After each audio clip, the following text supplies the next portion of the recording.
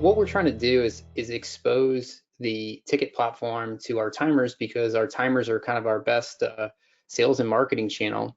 So you guys do a great job of keeping in contact with your customers, and you may actually have more opportunities for more business. And the goal today is to maybe talk to you about some of the success we've already had with other timers.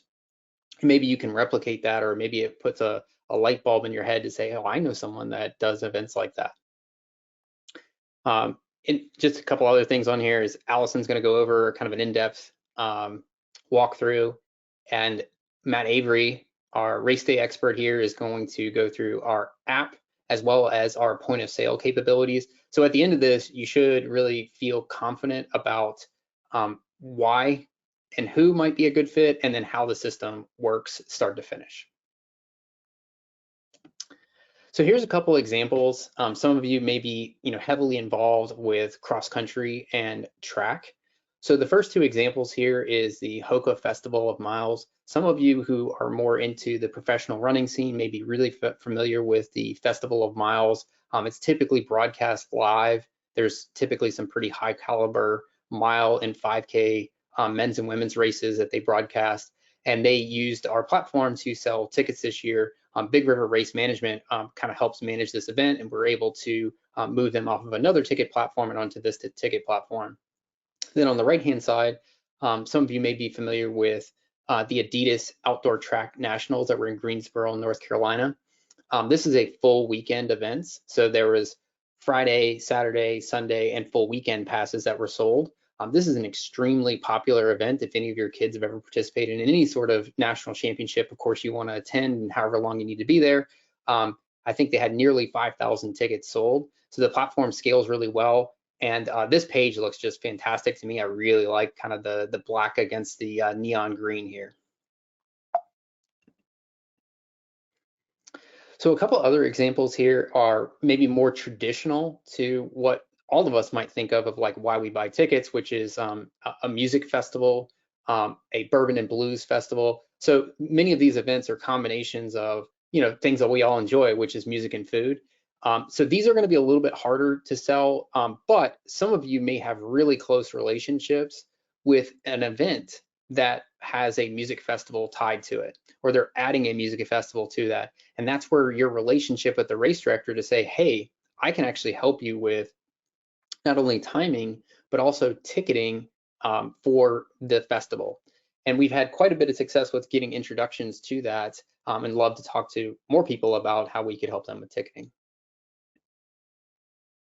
So another one we wanted to bring up is holiday events. So this example here is Red, White, and Boom, which is a July 4th event.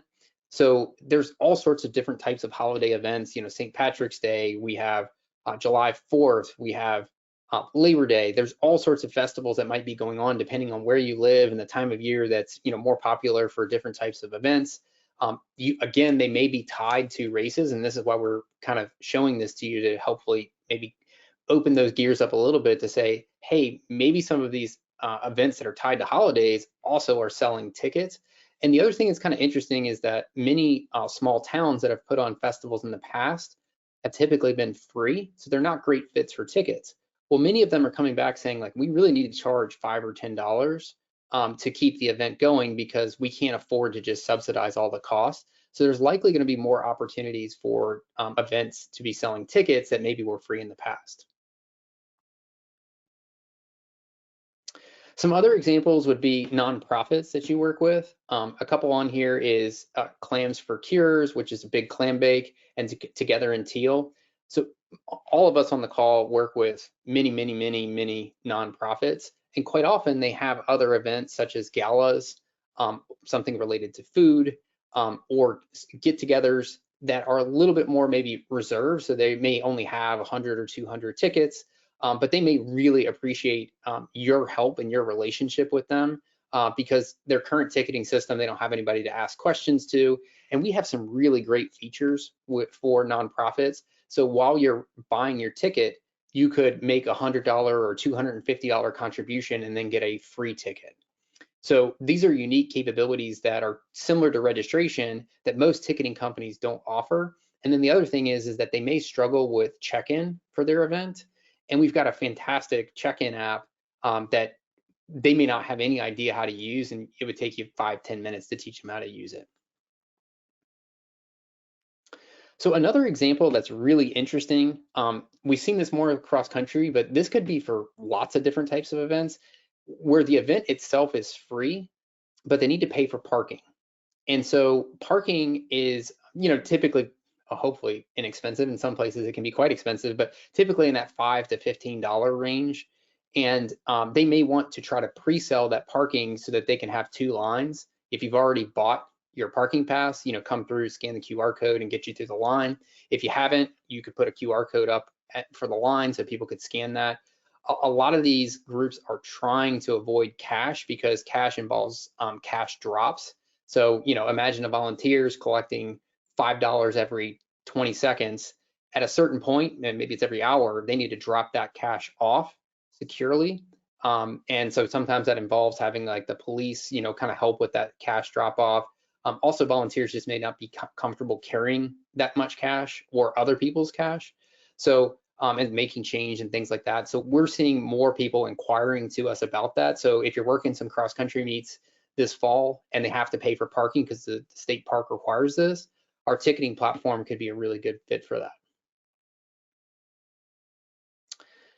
So a little overview on TicketSignup. The first thing is that the TicketSignup and RunSignup platforms, it's all based on the same platform. What I will say is that it is not just a stripped down version of registration, it's a ground up ticket build. It's a separate system based on very similar systems, such as you can use the same payment account, you can see the same email capabilities, the website capabilities in tickets. We're actually going to be rolling that out to registrations. And also the neat thing about our TicketSignup platform is it's become a testing ground for some of our latest and greatest new features. So we rolled out Apple Pay with tickets. We actually found a interesting bug in there, which we were able to resolve before we rolled it out to registration. So it's been a great way for us to test out a lot of the new technology that we have before rolling it out to registration. I want to reiterate that if you have a client that already has a RunSignup payment account that's approved and ready to go, they can be up and running on tickets in minutes because it's a shared payment account. Now they can have a separate payment account for tickets, but just always want to point that out. One tailwind that's going to help both of us is that Eventbrite, effective September 5th or 6th, is rolling out a fairly significant price increase as well as the subscription model. This is going to irritate a lot of people because they just aren't used to and aren't interested in paying for using Eventbrite. So the biggest hurdle has been is like, well, everybody goes to Eventbrite. That's generally just not a true statement. But now it's like, okay, well, do you really believe that people go to Eventbrite enough to pay them? And not only that, you have to pay really to be found on their system. It's kind of a pay to play. And our key target markets right now are 2 types of tickets, general admission and timed entry tickets. And we're going to talk a little bit more about timed entry tickets. So fees, one of the most important things, if you don't remember anything else from my presentation here, the partner program applies to tickets. So if you set up a ticket event, it's automatically applied to your partnership. We also have a link that you could share to your event director. If they click on it, it'll automatically apply it to your partnership. If you introduce us to someone, we can manually apply that referred event to your partnership. And so what does that mean? Our standard fees, the same fees as RunSignup apply, and you would receive 20% of the processing fees. We do offer volume pricing, and we can talk to you about that because there are some very, very significantly large opportunities in tickets, much larger than registration, so we can collaborate on that. And also, if you're providing additional services such as marketing, or you're going to do on-site support, things like that, our custom fees can be set up as well, meaning like, hey, I want to charge 8% plus $1 instead of our standard 6% plus $1. You can do that and make the extra fees on it as well. So there's lots of flexibility on the fees. We definitely want to compensate you for helping us win business. So you can see in here, we're giving you the examples. So inside of your partner dashboard, if you click on ticket events, which you may never have done, there is a create an event. So if you click create an event from there, it'll automatically apply that to your partnership. You also can send an invite just like you can for races. So either way, you can make sure that you're getting credit. And if you're not sure, just shoot us a note and we'll double check it. It should also show up under ticket events and event list. You'd be able to actually see the list of events that you have tied to your partnerships related to tickets. And then the other thing, again, some of these ticket events, like we have some of our partners who do business with county fairs and state fairs where they're doing races on support of that, and they may have some relationships there. Those can be extremely large, 50, 100,000 tickets. We'll work together to help, put together a proposal there and figure out how do we give that client the best pricing as well as giving you a piece of the processing fees. So how do you find opportunities? The interesting thing is we've been doing this for a little over a year, and there's just a lot of opportunities out there. For many timers, I think track and cross country meets, because some of you are, related to those groups by, hey, you might help at some of those meets, and there's a good network of people there. Especially when you get to championship meets, they do typically need to at least charge for parking. Sometimes, especially for track, they charge for spectators.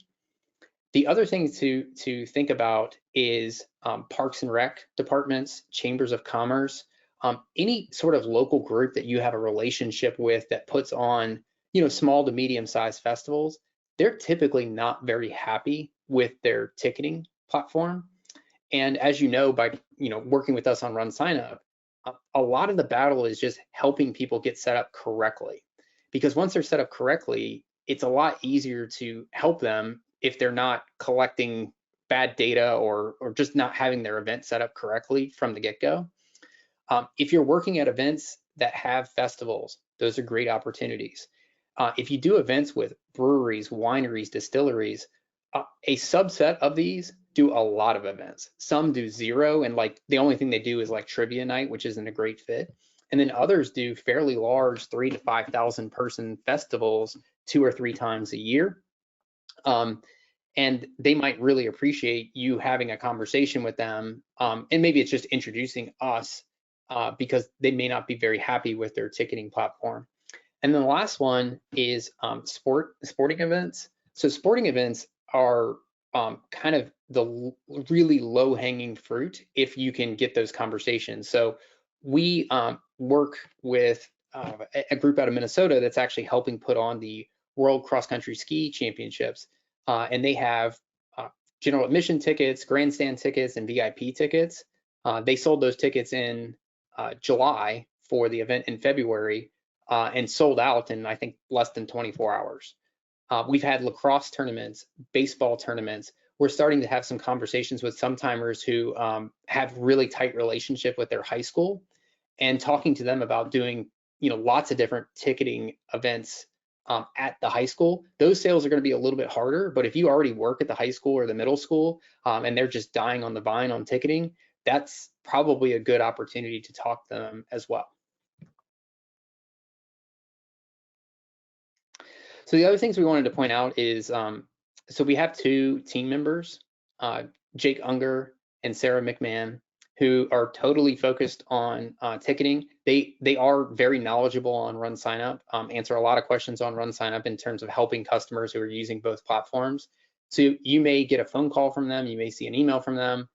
They're real people, they're here to help you. So if you come across a ticket opportunity and you're kind of interacting with them, know that they're here to help you, know that they want to, close the business just as bad as you do. And don't be surprised if they've reached out to you already. Look, man, you can do this. As soon as they show, oh, actually they're here now. Okay, take it away. Let them know. Thanks for watching the video. No, don't get too close to them. Just say thank you for watching the video. You can subscribe to the channel, click the notification bell and all if you want to see more. And don't forget to ask for that like. You can do this. I believe in you. Take it away.